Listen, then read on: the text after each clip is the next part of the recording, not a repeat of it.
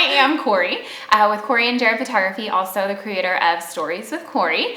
And I am super excited to be hanging out with you guys today. I'm also hanging out with Lacee King, a dear friend of mine.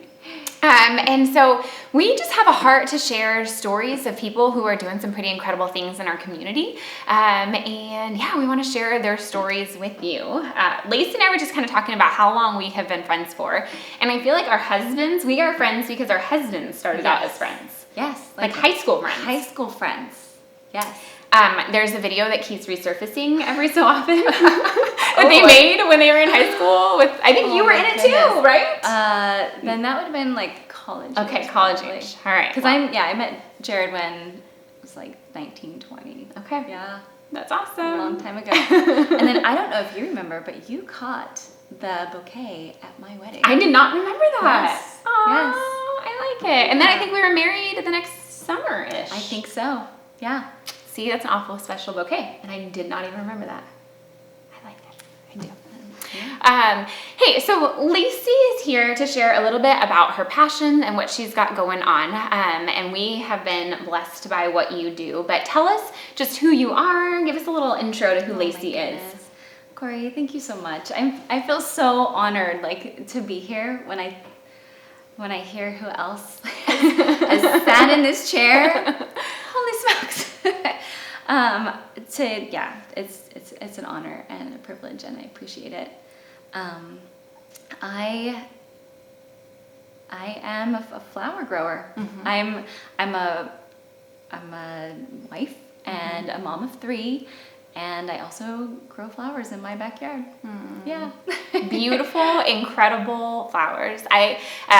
We will talk about where you can find Lacee and how to follow her and all that stuff, but I am one of those brown thumb people, and so I have an incredible appreciation for anyone who can grow anything. I keep saying my job, like my goal right now is to keep people like my kids alive, but I just love seeing just your art through color and not just growing flowers, but also how you arrange them.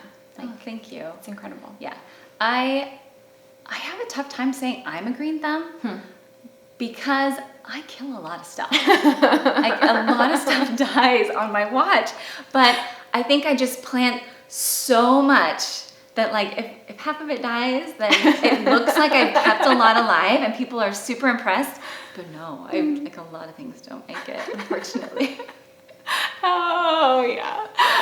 And your kids are still breathing too, so that's also and they good. are. And they are. But they're hardier. They are hardier.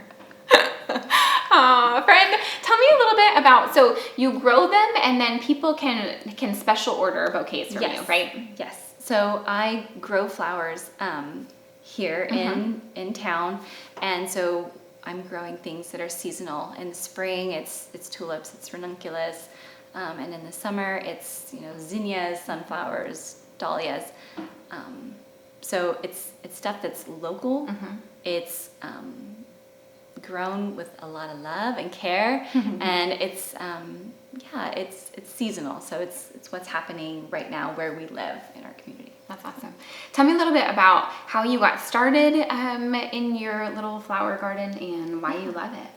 I got started because I was chasing my husband around the garden. When we moved here, we had no backyard.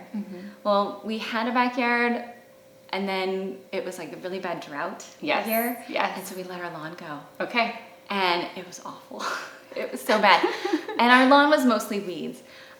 So we spent that whole first year, he planted close to 20 trees in our backyard. Okay. And so he was always out there. And our yard is beautiful now, but I had to if I was going to spend time with him, I needed to be outside following him around. And I didn't enjoy yard work so much, like pushing the lawnmower or digging holes wasn't for me, like the big tree holes. So I started shopping, and I thought I'll go to the local hardware store and start picking up flowers, and started just plugging those in the yard, and it was just a rabbit hole that I fell all the way deep down into, and and now like being outside, it gives me life. Like I just feel so energized, and it's therapeutic. And it's quiet. I feel like quiet in this season of life. We have kids who go to school together, and we are kind of the similar ages, so I can appreciate some quiet. I feel like both of us are sitting here when we first started talking, we're like, like it's just wonderful to have an uninterrupted conversation. Yeah. Yes. Oh, we will survive this together. So, but tell me a little bit more. Like that is how you got started. But why is it that you? Why is it that you love flowers? Why does growing flowers matter? Yeah. Why it matters is kind of twofold. So I started by harassing my husband in the backyard, and then fell in love with the growing aspect of it and the quiet. But there was a lot of excitement about putting something in the ground, waiting, and then having it bloom. And then even more excitement by thinking, now I have so much. I have this abundance. I can bless other people with it. So I started just bringing flowers to my neighbors. And I don't know if they wanted them or not, but I brought them. And I just was able to really connect with some of my neighbors first. And I loved it. I love people, and now I get to use flowers as a way to share my love with them, and also to be a part of other people connecting. When people reach out to get a bouquet, I love to hear the different reasons why they do it. It's the sentiment behind what they're doing is so beautiful. My favorite is when I get husbands. I get a lot of husbands, and I really love it. Hint. So any husbands who are watching this, flowers are a great idea. Yes, it's a great idea. I have not seen. Wives are very happy, and it's even sweeter when they say just. I'm buying flowers because it's Wednesday and I love her. And I'm just like, you're the best. But I mean, there's so many different reasons, sympathy, celebration,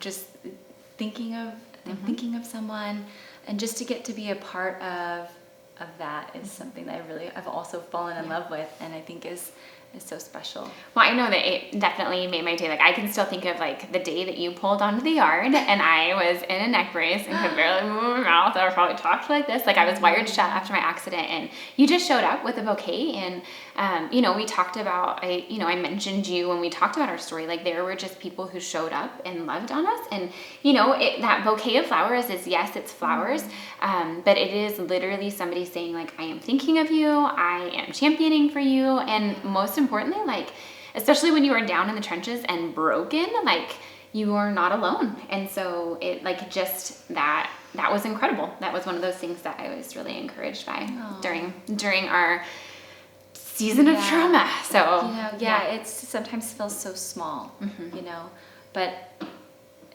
it's not. It's not.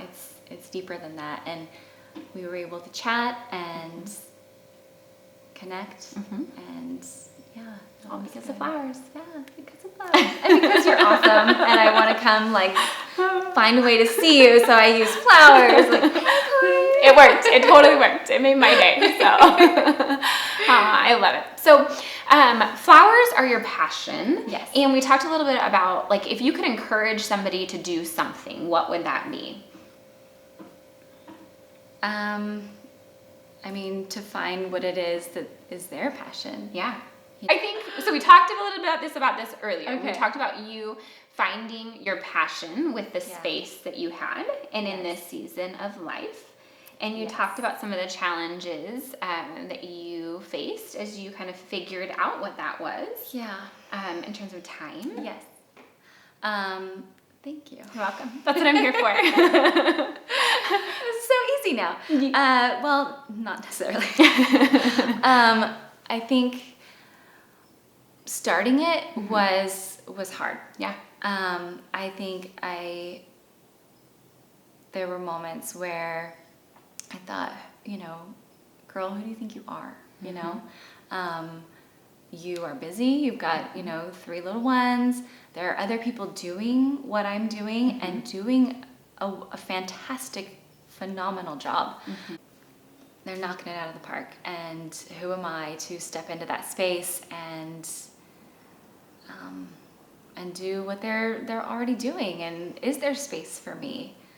And there was a lot of that, you know, that voice in your head that's like, nah, you probably can't do this, or, you know, a million different reasons why. And I had to kind of learn to recognize that voice and not give it much credence, you know, and this was where my heart was leading me, and I needed to trust that and follow it.